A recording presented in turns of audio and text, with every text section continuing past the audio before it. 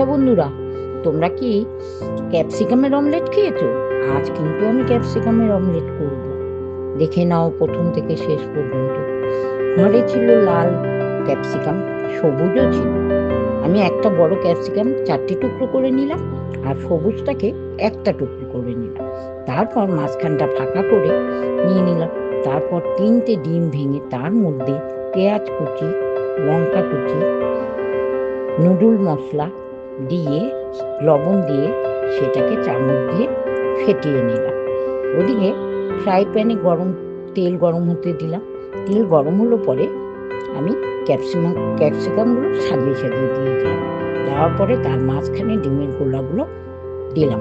সব কটার মধ্যে ডিমের গোলা দিলাম। দেওয়ার পরে সুন্দরভাবে এপাশ ওপাশ করে নিয়ে ভালো করে অমলেটটা তৈরি করে নিলাম।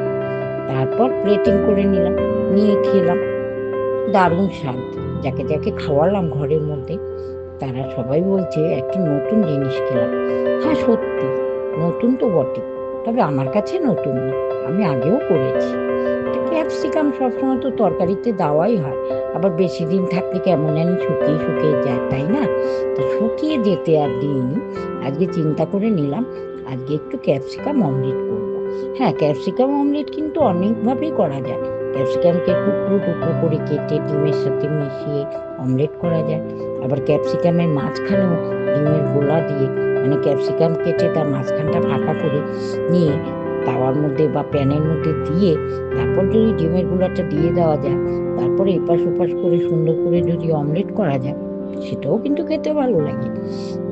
এটাও কিন্তু একটা খুব মজার খাবার, সত্যিই ভালো লাগলো।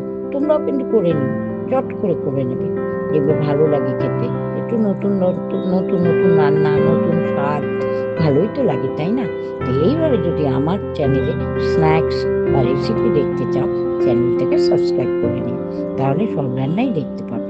এভাবে আমার পাশে থেকো, আর ভিডিওগুলো প্রথম থেকে শেষ পর্যন্ত দেখো, দেখবে ভালো লাগবে। ভালো লাগলে লাইক কমেন্ট শেয়ার করো, আর সাবস্ক্রাইব কিন্তু করে নিও। ঠিক আছে, আজকে আসি, টাটা, বাই বাই।